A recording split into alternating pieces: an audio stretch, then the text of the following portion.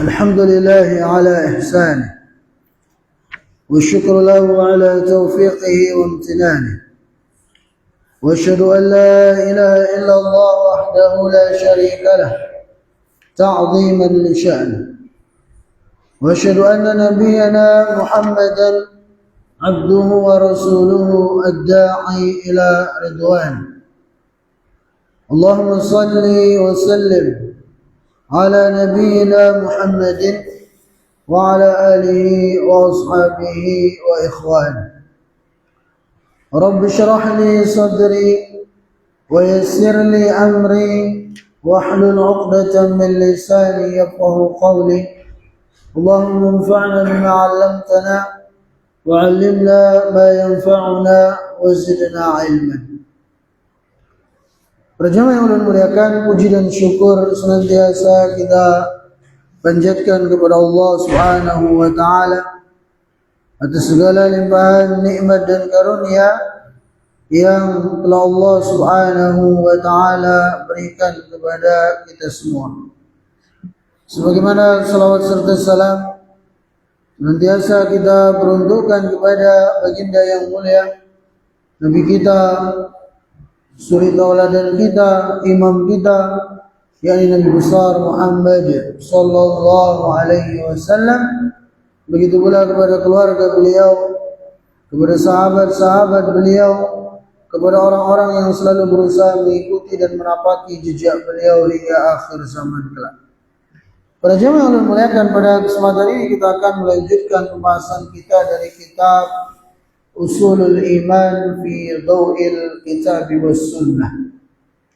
Itu pokok-pokok keimanan berdasarkan Al-Quran dan Sunnah Rasulullah Sallallahu Alaihi Wasallam. Di mana pada pekan yang lalu kita sudah membahas beberapa poin yang berkaitan dengan bagaimana tata cara kita beriman kepada kitab-kitab Allah Subhanahu wa ta'ala.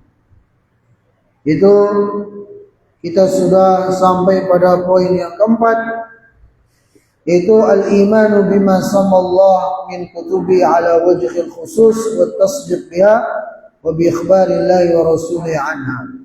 Yani kita harus beriman dengan semua kitab-kitab yang Allah Subhanahu wa taala turunkan kepada nabi-nabi dan rasul-rasulnya. Itu pertama adalah kitab Taurat yang diturunkan kepada Nabi Musa alaihissalam. Kemudian yang kedua adalah kitab Al-Injil yang diturunkan kepada Nabi Isa alaihissalam. Kemudian yang ketiga adalah Az-Zabur yang diturunkan kepada Nabi Daud alaihissalam, yang berisi pujian-pujian, ya, tidak berisi hukum, tidak berisi perkara-perkara yang berkaitan dengan hudud dan semacamnya. Beda dengan Taurat, Injil, itu lengkap, ya, berisi hukum-hukum dan seterusnya. Sedangkan kalau Zabur ini, kata para ulama, hanya berisi pujian-pujian kepada Allah Subhanahu wa ta'ala. Kemudian juga termasuk yang diturunkan kepada para nabi adalah lembaran-lembaran yang Allah berikan kepada Nabi Ibrahim dan Nabi Isa alaihissalam. Itu pembahasan kita terakhir pada pekan yang lalu. Nah, kemudian tentunya juga yang wajib kita imani dari kitab-kitab yang Allah Subhanahu wa taala turunkan adalah Al-Qur'anul Azim.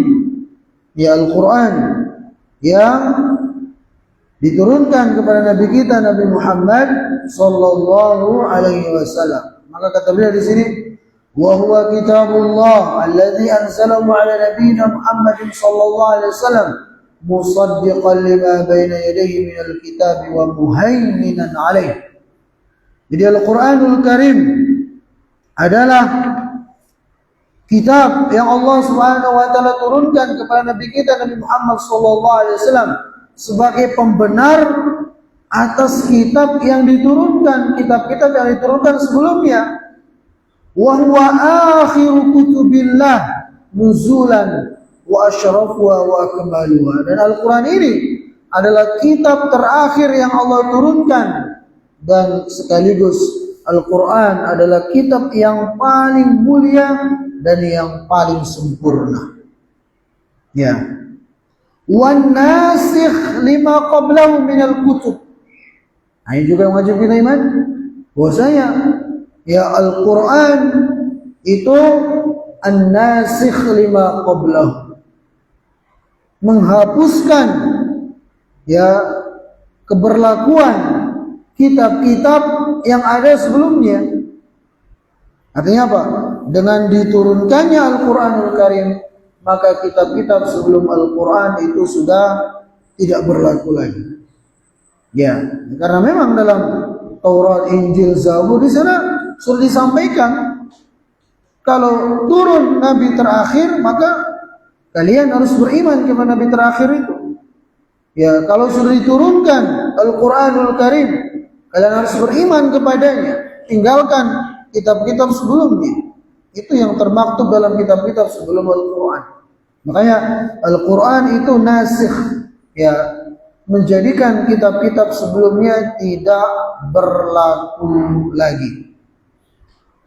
Kemudian kalau ditanyakan, lantas bagaimana sikap kita dengan berita-berita dari umat-umat terdahulu?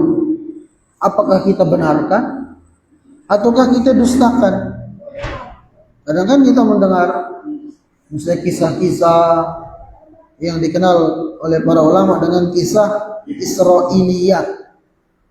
Itu kisah dari kitab-kitab terdahulu. Maka ada 3 kondisi kata para ulama. Kalau apa yang ada, kalau apa yang kita dapati dari kitab terdahulu itu dibenarkan oleh Al-Quranul Karim, maka kita wajib benarkan. Dan memang itu hak, benar adanya. Ya, ini yang pertama. Jadi apa yang disebutkan dalam kitab terdahulu itu dibenarkan dalam Al-Quran, ya kita benarkan. Sebaliknya yang kedua, kalau apa yang disebutkan dalam kitab terdahulu itu didustakan oleh Al-Quran, maka kita wajib mendustakannya juga. Kondisi yang ketiga, kalau apa yang disebutkan dalam kitab-kitab terdahulu tidak dibenarkan dalam Al-Quran, tidak pula didustakan, apa sikap kita? Tawakuf. Tawakuf itu apa? Tidak membenarkan, tidak pula mendustakan. Abstain kata orang. Ya, tidak membenarkan, tidak mendustakan. Kenapa? Karena kalau kita benarkan, bisa jadi itu tambahan-tambahan mereka. Ya, sehingga kita salah. Kalau kita dustakan, bisa jadi itu yang benar-benar turun dari Allah. Sehingga kalau tidak ada pembenarannya dalam Al-Quran, tidak pula didustakan, paling aman itu diam. Wallahu a'lam. Ya, Allah lebih mengetahui. Itu sikap kita terhadap apa yang ada dalam kitab-kitab sebelum Al-Quranul Karim. Ajar itu. Jadi Al-Quran an-nasikh lima qablahu minal kutub. Jadi Al-Quran itu telah menghapus, telah membatalkan kitab-kitab sebelumnya. Wa qad kanat da'watu li'ammati thaqalain minal insi wal jin. Dan dakwahnya Rasulullah SAW dengan Al-Quran diturunkan kepada beliau itu mencakup seluruh manusia, bahkan kepada ya jin juga. Sebagaimana firman Allah Subhanahu wa taala dalam Al-Quran, wa anzalna ilaikal kitaba bil haqq musaddiqan lima baina yadayhi wa muhaiminan alaihi. Dan kami telah turunkan kepadamu Al-Quran dengan benar, itu sebagai pembenar atas apa yang telah diturunkan sebelumnya. Begitu pula sebagai muhaimin, sebagai penjaga ya atas kitab-kitab sebelumnya. Begitu. Jadi dengan kita ya beriman kepada Al-Quran itu sudah mencukupi. Ya, tidak perlu kemudian kita dengan kita mengamalkan Al-Quran itu sudah mencukupi, tidak perlu kita mengamalkan ataupun menggunakan kitab-kitab sebelumnya begitu. Kemudian juga para jamaah yang mudah-mudahan dimuliakan dan dirahmati oleh Allah Azza wa Jalla,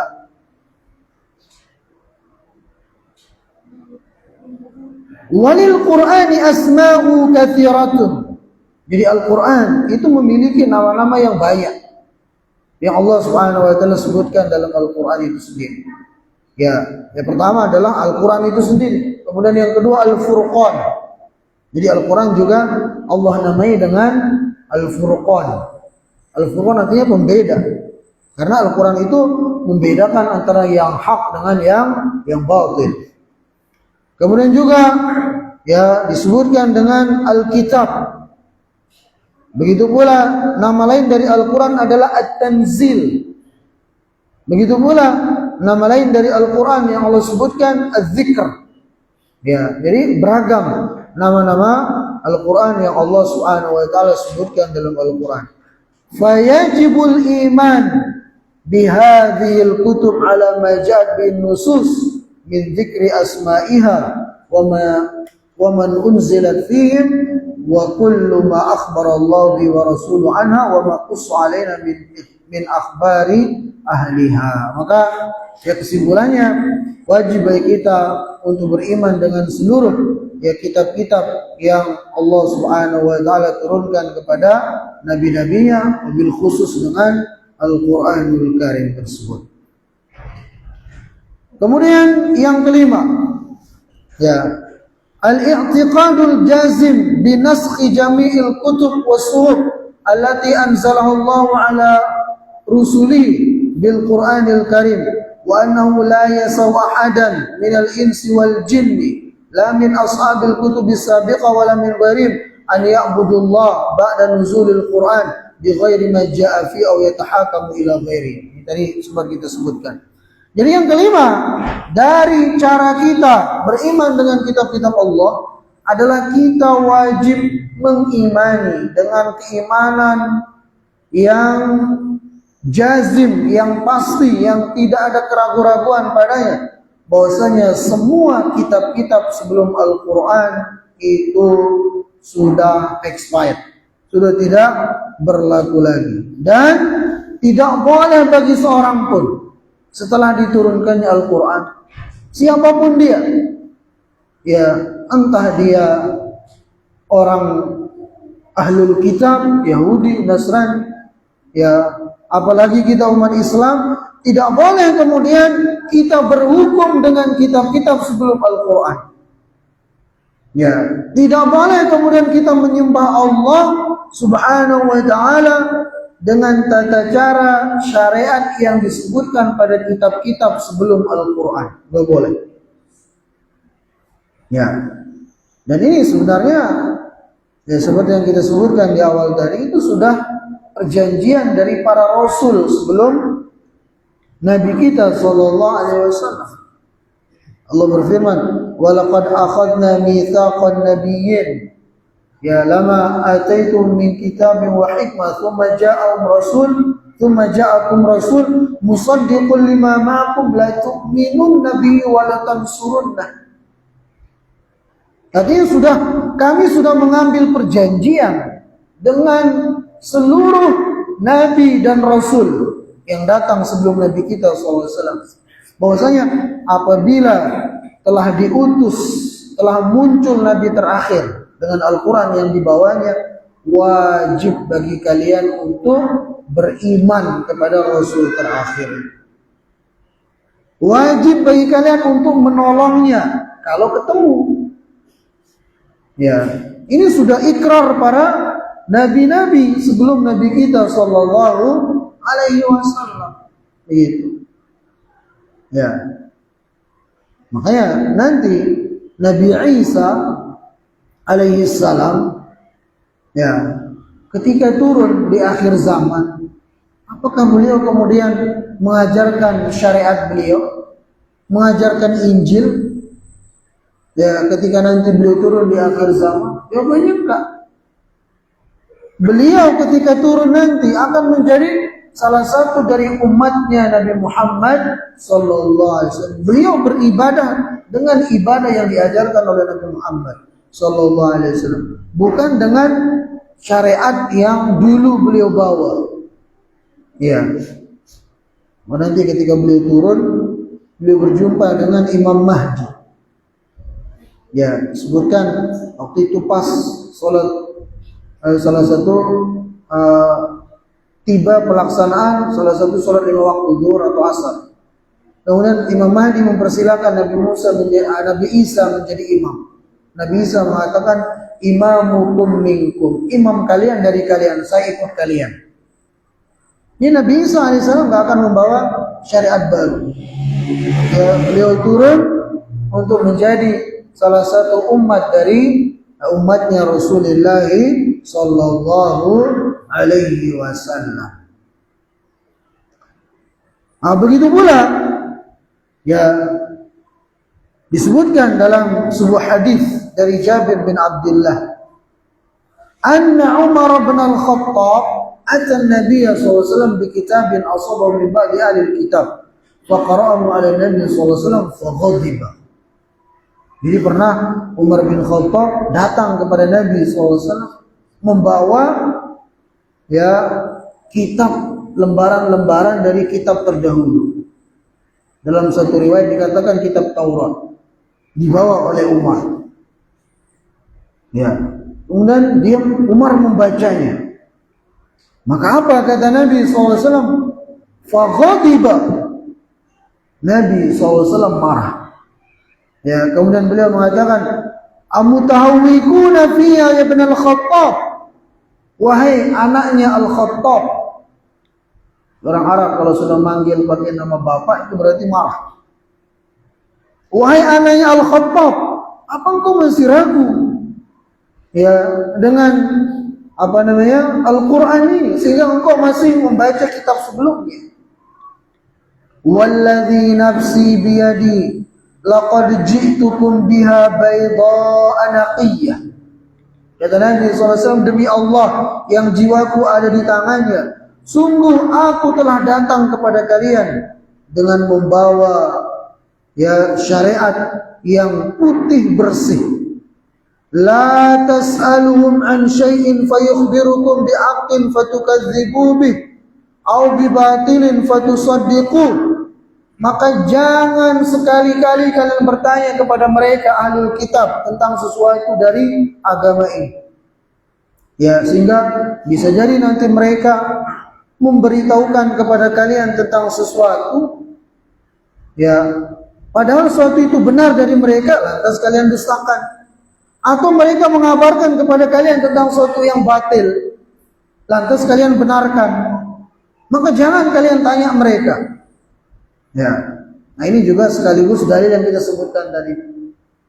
Ya, jadi sikap kita kepada kitab-kitab terdahulu, kalau tidak ada pembenaran dalam Al-Quran dan tidak ada pendustaan, kita diam, jangan dibenarkan, jangan didustakan. Kemudian kata Nabi SAW, walladzi nafsi biyadi, demi Allah yang jiwaku ada di tangannya, lau anna Musa kana hayyan, seandainya Nabi Musa alaihissalam masih hidup, ma wasa'u illa an yatba'ni, maka Nabi Musa alaihissalam itu pasti akan mengikutiku. Ya, jadi kata Nabi SAW, seandainya Nabi Musa alaihissalam masih hidup sekarang di zaman ini, pasti dia akan mengikutiku. Nah, ini menunjukkan apa? Pelajaran yang Allah muliakan, bahwasanya ya kitab-kitab sebelum Al-Quran itu sudah tidak berlaku lagi setelah turunnya Al-Quran. Seandainya para nabi itu masih hidup di zaman Nabi SAW, mereka pasti akan ikut Nabi kita SAW. Mereka akan berhukum dengan Al-Quranul Karim. Mereka akan beribadah kepada Allah Subhanahu wa taala dengan syariat yang diajarkan oleh Rasulullah sallallahu alaihi wasallam. Karena yang itu janjinya mereka. Dan itu yang termaktub dalam kitab-kitab mereka. Kalau datang Nabi terakhir itu ikuti mereka. Ya, dan sebenarnya orang-orang sebelum kita sudah tahu betul hal itu. Ya, apalagi orang-orang Yahudi. Makanya dahulu, kenapa orang-orang Yahudi itu banyak hijrah ke Yathrib? Yathrib nama lawas, nama jadul kota Madinah. Kenapa orang-orang Yahudi Bani Qainuqa, Bani Bani Nadir, Bani Quraidah itu ngumpul di Yathrib atau Madinah? Karena dalam kitab mereka itu di sana disebutkan nanti Nabi terakhir itu akan hijrah ke sana. Mereka tahu betul. Ya, makanya mereka ngumpul di sana menunggu kedatangan Nabi terakhir itu. Cuman anggapan mereka Nabi terakhir itu akan muncul dari orang Yahudi juga. Maunya mereka begitu orang Yahudi. Ya, muncul dari jalur Nabi Yakub begitu. Ya, atau Nabi Ishak. Karena kan Nabi Ibrahim alaihissalam punya dua anak. Siapa? Nabi Ismail dan Nabi Ishak. Nah, dari jalur Nabi Ismail itu lahir Nabi kita SAW, keturunan yang kesekian.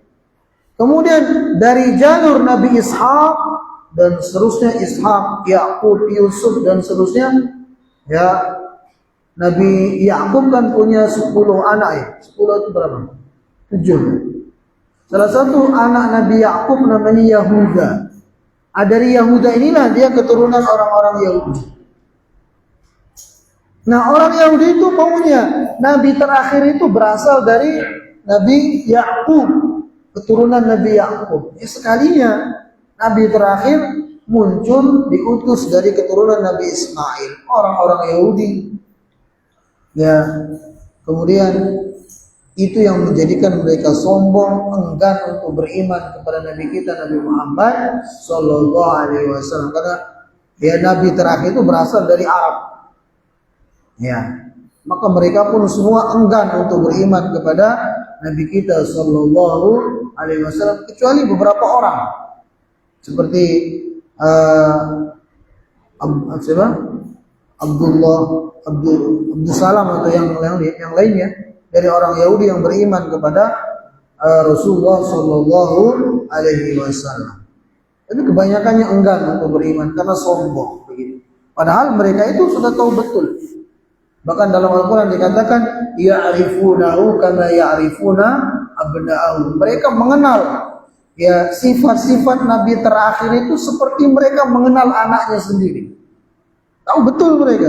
Tapi gara-gara Nabi terakhir itu munculnya dari jalur Nabi Ismail alaihissalam, mereka semua enggan untuk beriman kepada Rasulullah Sallallahu Alaihi Wasallam.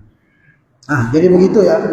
Para jamaah yang mudah-mudahan dimuliakan dan dirahmati oleh Allah Azza wa Jalla.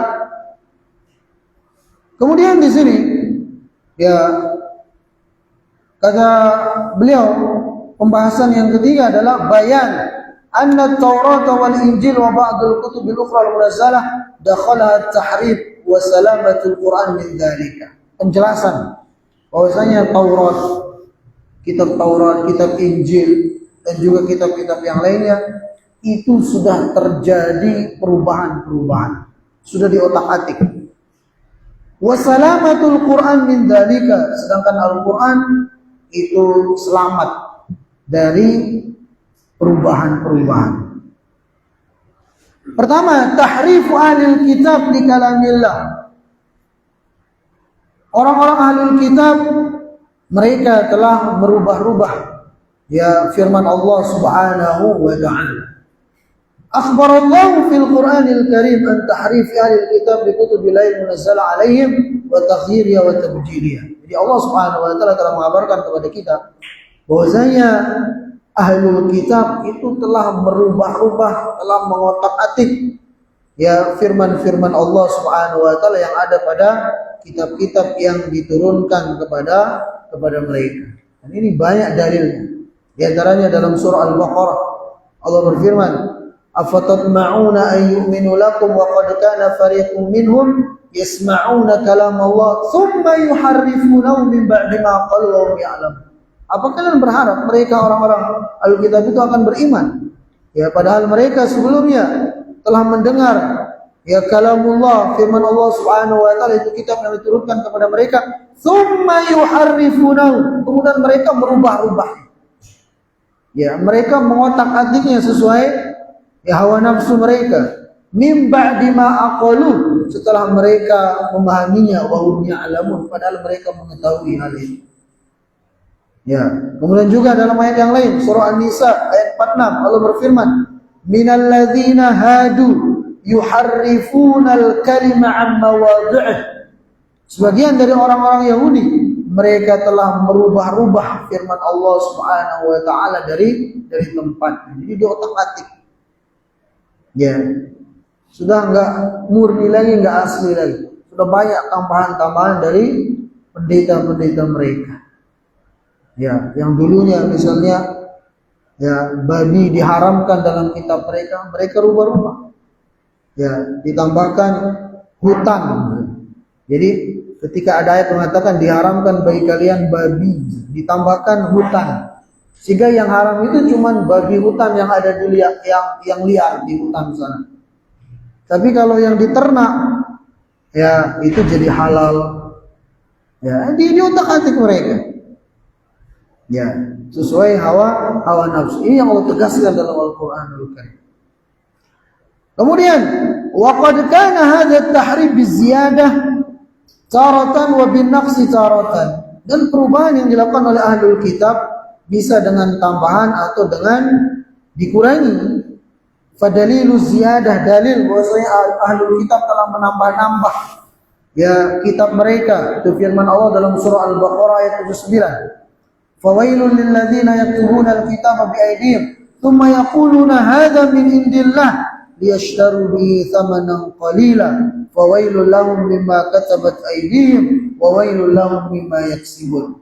Celakalah orang-orang yang telah menulis kitab-kitab itu dengan tangan-tangan mereka.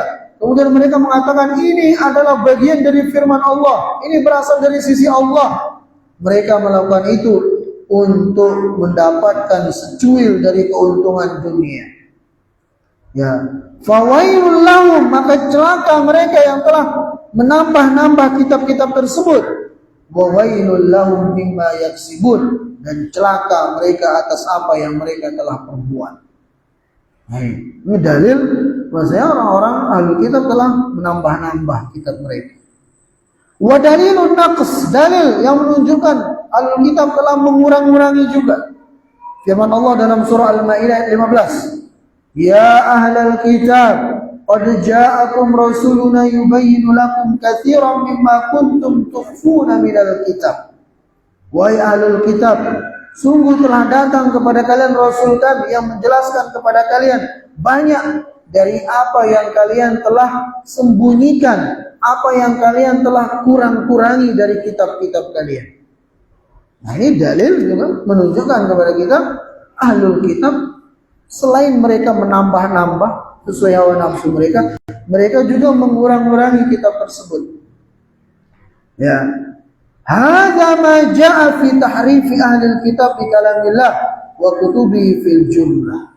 Demikianlah ya dalil-dalil yang datang yang menunjukkan kepada kita bahwasanya ahlul kitab ya mereka telah mengotak-atik, ya telah merubah-rubah ya kitab yang diturunkan kepada mereka. Nah, bagaimana dengan Al-Qur'an? Ammal Qur'anul 'azim fahuwa salimun mimma tara'a 'ala al-kutubis sabiqah min at-tahrif wa at-tabdil. Adapun Al-Qur'anul Karim, maka Al-Qur'an itu selamat, aman dari perubahan-perubahan sebagaimana yang terjadi pada kitab-kitab sebelumnya. Wa huwa mahfuzun min kulli dzalika bihifdzillah lahu wa siyanati iyyah. Adapun Al-Qur'an itu terjaga betul. Siapa yang menjaganya? Allah Subhanahu wa taala. Allah sendiri yang menjamin Al-Qur'an itu asli. Tidak akan ada yang pernah bisa merubahnya, bagaimanapun caranya. Kenapa? Karena Allah sudah menjamin keasliannya. Kalau kitab-kitab sebelum Al-Quran, Allah tidak ada jaminan.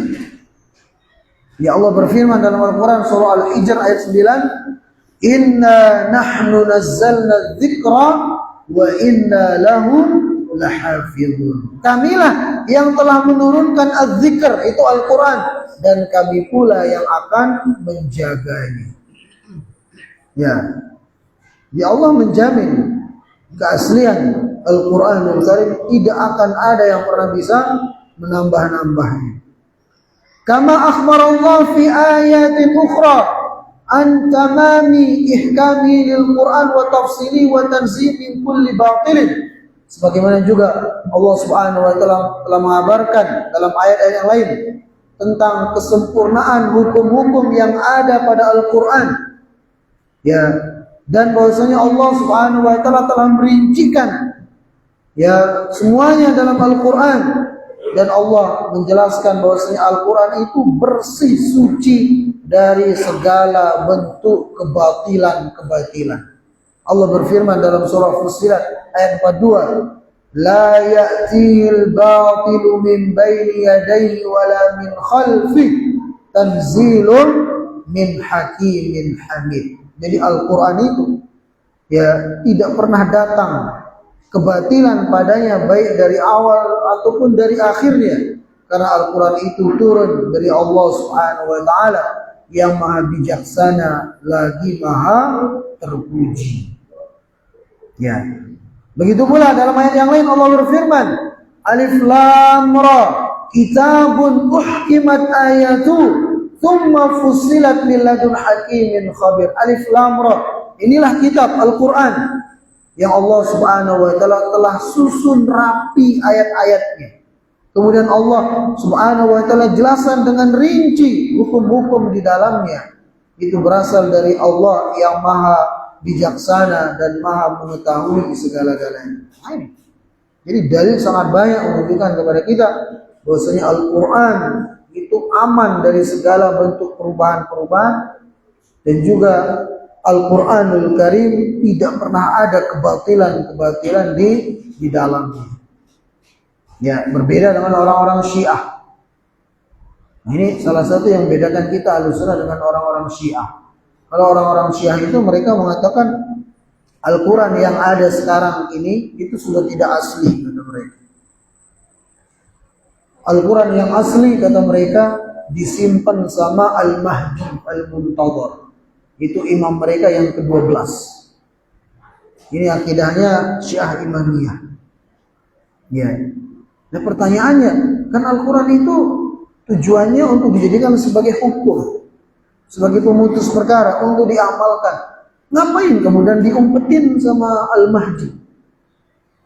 Ya, katanya baru nanti di akhir zaman ketika Al-Mahdi keluar, baru dikeluarkan Quran yang asli itu. Gimana seperti itu? Ya, masa Al-Quran diumpetin gitu. Dan ini semua perkataan-perkataan yang batil, bahkan bisa menjurus pada mengantarkan pada kekufuran. Kenapa? Karena ini bertentangan.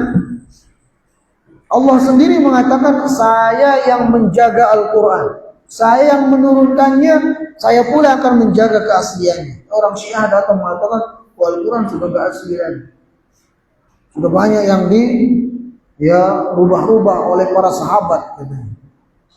Dan ini juga berawal dari keyakinan mereka. Orang Syiah mengatakan para sahabat itu kafir semua, kecuali beberapa gelintir yang enggak. Ya, itu akidah mereka, dan mereka terang-terang. Bahkan di negara kita ini sudah berani mereka mencaci maki Abu Bakar dalam media sosial, orang-orang Syiah. Ya, dan itu juga berimbas pada ini, mengatakan Al-Quran enggak asli. Katanya Al-Quran asli itu 3 kali lipat dari yang ada sekarang, kata mereka. Yang mereka namai dengan Mushaf Fatimah. Itu semua dusta. Itu semua adalah bohong. Ya, yang ada sekarang inilah dia yang asli. Para sahabat adalah manusia-manusia terpilih yang mustahil akan berani untuk merubah-rubah, mengotak-atik Al-Quran itu sendiri. Maka wajib ya kita meyakini keaslian, keotentikan dari Al-Qur'anul Karim kita ini. Ya bahkan Allah Subhanahu wa taala ya dengan nada mengancam, mengingatkan Nabi kita sendiri ya untuk jangan sampai menambah-nambahkan sesuatu dalam Al-Qur'an. Allah berfirman, ya walau taqawwala alaina ba'dal aqawil dalam surah Al-Haqqah. Ya. Walau taqawwala alaina ba'dal aqawil, seandainya itu Nabi kita Nabi Muhammad SAW, seandainya beliau firman Allah ya mengatakan sesuatu dari kami padahal itu bukan dari kami. Artinya seandainya Nabi kita SAW Nabi Muhammad itu menambah-nambah sesuatu, mengatakan ini firman Allah padahal bukan, la akhadna minhu bil yamin, maka kami akan ya tarik dia, kami akan ambil dia dengan tangan kanannya. Tsumma laqata'na minhul watin, kemudian kami akan putus pembuluh jantungnya. Ya, ini terhadap Nabi kita sallallahu alaihi wasallam. Ya. Ini menunjukkan kepada kita tentang keaslian Al-Qur'an, enggak akan ada yang berani merubah-rubah. Ya. Nah, fadallat hadhil ayat ala kamali hifdzillah lil Qur'an lafzan wa ma'nan. Maka oleh karena itu, ya ayat-ayat ini menunjukkan kepada kita tentang kesempurnaan dan juga keaslian dan terjaganya Al-Qur'an, baik lafaznya ataupun maknanya. Bada'an binuzuli ila an ya'zana Allah biraf'i ilaihi saliman min kulli taghyir aw tabdil. Semenjak Al-Qur'an diturunkan sampai pada akhirnya nanti Al-Qur'an itu Allah akan angkat kembali. Ya, jadi nanti akan ada masanya Al-Qur'an itu Allah akan angkat kembali. Sehingga semua lembaran-lembaran itu akan kosong. Ya. Allah akan angkat ya di akhir zaman nanti. Id takaffala bi ta'limi li nabiyyi thumma jama'u fi sadri wa bayani lahu wa tafsiru fi sunnatil mutahharah. Ya. Kemudian di sini beliau menyebutkan kenapa kalau kitab-kitab terdahulu itu ya terjadi perubahan, sedangkan dalam Al-Qur'anul Karim itu mustahil akan terjadi ya perubahan. Maka disebutkan dalam sebuah riwayat dari Abu Amr Ad-Dani dari Abil Hasan, ya beliau mengatakan, kuntu yauman indal qadi Abi Ishaq Ismail bin Ishaq. Aku pernah berada di sisi Al-Qadi Abi Ishaq. Faqila lahu, kemudian ditanyakan kepada Abu Ishaq, lima jazat tabdil ala ahli Taurah wa lam yajuz ala ahli Al-Quran. Jadi beliau ditanya, kenapa kok kalau kitab-kitab sebelum Al-Quran, Taurat, Injil itu bisa terjadi perubahan, sedangkan Al-Quran mustahil akan terjadi perubahan. Maka ya Al-Qadi mengatakan, qala Allah azza wa jalla fi ahli Taurah. Allah Subhanahu wa taala berfirman tentang ya ahli Taurah, orang-orang Yahudi, bimastuhfidhu min kitabillah fawakkal al-hifdha ilaihim fajazat tabdilu alaihim. Karena kalau Taurat itu, kata beliau, Allah Subhanahu wa taala memerintahkan mereka orang-orang Yahudi sendiri yang menjaganya. Artinya Allah tidak menjamin untuk menjaganya. Adapun Al-Quran, kata beliau, Allah yang menjamin keasliannya. Sehingga wajar kemudian ya kalau Taurat itu Allah serahkan penjagaannya kepada orang-orang Yahudi, sehingga mereka pun merubah-rubah. Sedangkan Al-Quran, Allah Subhanahu wa taala sendiri yang menjamin ya untuk menjaganya, sehingga mustahil akan bisa terjadi perubahan-perubahan di dalamnya. Demikian yang perlu bisa sampaikan. Mudah-mudahan sedikit ada manfaatnya. Kita tutup. Subhanakallahumma bihamdika asyhadu an la ilaha illa anta astaghfiruka wa atubu ilaik. Assalamualaikum warahmatullahi wabarakatuh.